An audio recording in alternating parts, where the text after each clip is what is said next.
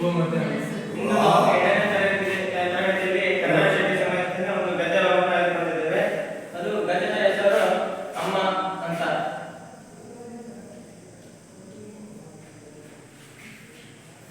ವಿಷಯ ಕನ್ನಡ.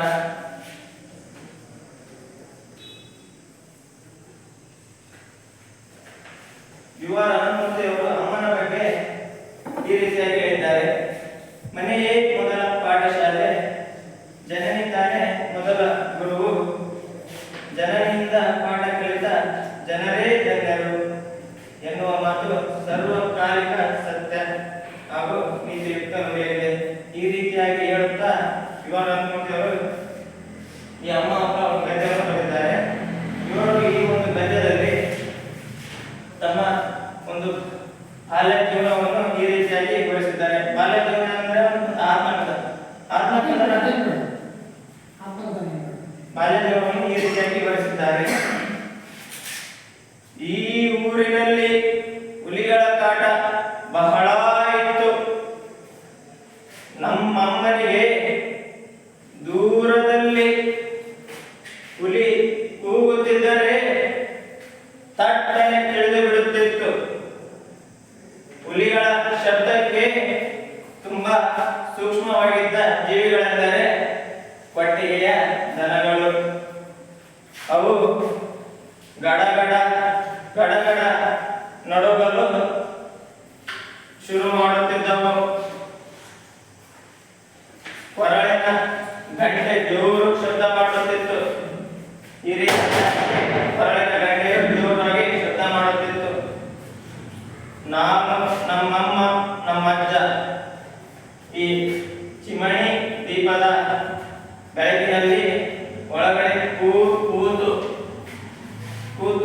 ಎಲ್ಲಿ ಹುಲಿ ನಮ್ಮ ಕೊಟ್ಟಿಗೆಗೆ ನುಗ್ಗಿ ಬಿಡುತ್ತದೆಯೋ ಎಂದು ಕಾಯುತ್ತಾ ಕುಳಿತಿದ್ದೆವು. ಮನೆಗೆ ನಿತ್ಯ ಆಳುಗಳು ಬಂದಾಗ ಮಾತು ಶುರುವಾಗುತ್ತಿದ್ದುದು ಯಾವುದೋ ದನವನ್ನು ಕಾಡಲ್ಲಿ ಹಿಡಿದು ಅವರ ಮನೆ ದನ ಹೋಯಿತು, ಇವರ ಮನೆ ದನ ಹೋಯಿತು, ಹೀಗೆ ಎಂದು ಹೇಳುತ್ತಿದ್ದರು. ಮಲೆನಾಡಿನಲ್ಲಿ ಹುಲಿ ಆಗ ನಿಜವಾದ ಹಸಿರು ಕಣ್ಣುಗಳ ಕೊರೆದಾಟೆಯ ಮುಖವಾಗಿತ್ತು. ನಿಜವಾದ ಹಸಿರುವಂತಹ ಹುಲಿಯ ಒಂದು ಮುಖ ಕೊರೆದಾಟೆಯವಾಗಿತ್ತು. ನಮಗೆ ತುಂಬಾ ಭಯವಾದಾಗ ಹೇಳಿಕೊಳ್ಳಲು ಅರ್ಜುನನ ಮಂತ್ರವಿತ್ತು. ಅರ್ಜುನನ ಪಾಲ್ಗೊನೋ ಪಾರ್ಥನ ಕಿರೀಟೆ ಶ್ವೇತವಾಹನ. ಅರ್ಜುನ ಪಾಲ್ಗೊನೋ ಪಾರ್ಥನ ಕಿರೀಟೆ ಶ್ವೇತವಾಹನ. ಇದು ನಮ್ಮಜ್ಜ ಹೇಳಿಕೊಟ್ಟಿದ್ದು. ಅದನ್ನು ಹೇಳಿಬಿಟ್ಟರೆ ಭಯವೆಲ್ಲ ನಿವಾರಣೆಯಾಗುತ್ತಿತ್ತು. ಅದನ್ನು ಹೇಳುತ್ತಾ ನಾನು ನಿದ್ದೆ ಹೋಗುತ್ತಿದ್ದೆ. ಅಮ್ಮ ಮಾತ್ರ ನಿದ್ದೆಯನ್ನು ಮಾಡುತ್ತಿರಲಿಲ್ಲ. ಬೆಳಗ್ಗೆ ಎದ್ದ ತಕ್ಷಣ ಕೊಟ್ಟಿಗೆಯಲ್ಲಿ ಎಲ್ಲಾ ದನಗಳಿವೆ ಎಂದು ಗೊತ್ತಾದಾಗ ಮನಸ್ಸಿಗೆ ತುಂಬಾ ಸಮಾಧಾನವಾಗುತ್ತಿತ್ತು. ನನ್ನ ಮೊದಲ ವಿದ್ಯಾಗುರು ನನ್ನ ಅಮ್ಮ ಸ್ಕೂಲಿಗೆ ಹೋಗಿ ಸ್ವಲ್ಪ ಬರೆಯಲು ಓದಲು ಕಲಿತಿದ್ದವಳು. ಸ್ಕೂಲಿನಲ್ಲಿ ಅವಳು ಎಸ್.ಬಿ. ಪರಮೇಶ್ವರ ಭಟ್ಟರ ಸಹಪಾಠಿಯಾಗಿದ್ದವಳು. ಕೆರೆಕೊಪ್ಪದ ಮನೆಯಲ್ಲಿದ್ದಾಗಲೇ ನನಗೆ ಅಕ್ಷರಾಭ್ಯಾಸ ಪ್ರಾರಂಭವಾಗಿತ್ತು. ಆಗ ಸ್ಕೂಲ್ ಹತ್ತಿರ ಇರಲಿಲ್ಲ. ಹಬ್ಬದ ದಿನ ಅದು. ಸರಸ್ವತಿ ನಮಸ್ತಭ್ಯಂ ವರದೆ ಕಾಮರೂಪಿಣಿ ವಿದ್ಯಾರಂಭ ಕರಿಷ್ಯಾಮಿ ಸಿದ್ಧಿರ್ಭವತು ಮೇ ಸದಾ.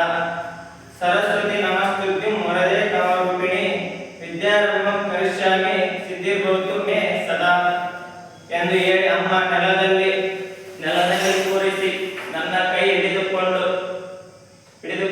ಎಂಬ ಅಕ್ಷರವನ್ನು ಬರೆಸುತ್ತಿದ್ದಳು.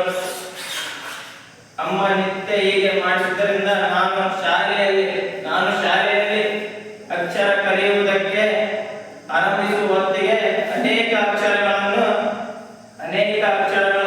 ಕಲಿತು ಬಿಟ್ಟಿದ್ದೆ. ಹುಲಿಯ ಭಯದಿಂದಾಗಿ ನನ್ನನ್ನು ಆ ದಿನಗಳಲ್ಲಿ ಶಾಲೆಗೆ ನನ್ನಮ್ಮ ಕಳಿಸುತ್ತಿರಲಿಲ್ಲ. ಪಾಠ ಹೇಳಲು ಮನೆಗೆ ಒಬ್ಬರು ಬರುತ್ತಿದ್ದರು. ಅವರ ಹೆಸರು ಕೃಷ್ಣಪ್ಪಯ್ಯ. ಬಹಳ ಕಟ್ಟುನಿಟ್ಟಿನ ಮೇಷರವರು. ನನಗೂ ಆಗ ರಂಜದೂವನ್ನು ತಂದು ಕೋಣಿಸಿ ದೊಡ್ಡ ದೊಡ್ಡ ಸರಗಳನ್ನು ಮಾಡಿ ನಮ್ಮ ಅಮ್ಮನಿಗೆ ಮುಡಿಯುವುದಕ್ಕೆ ಕೊಡುವುದು, ನಾನು ಮುಡಿದುಕೊಳ್ಳುವುದು, ಇದರಲ್ಲೇ ಹೆಚ್ಚು ಆಸಕ್ತಿ. ಇಷ್ಟು ಅವರು ಒಂದು ಬಾಲ್ಯವನ್ನು ಹೇಳುತ್ತಾ ಮುಂದಿನ ತರಗತಿಯಲ್ಲಿ ಮುಗಿಸೋಣ. ಮತ್ತು ಇದಕ್ಕೆ ಸಂಬಂಧಿಸಿದ ಪ್ರಶ್ನೆ ನಿಮಗೆ ಎಷ್ಟು ಅರ್ಥ ಆಗುತ್ತೆ ಕೇಳುತ್ತೇನೆ. ಯುವ ರಂಗಮೂರ್ತಿ ಅವರ ಹುಟ್ಟೂರು ಯಾರಿಗೆ ಗೊತ್ತಿದೆ?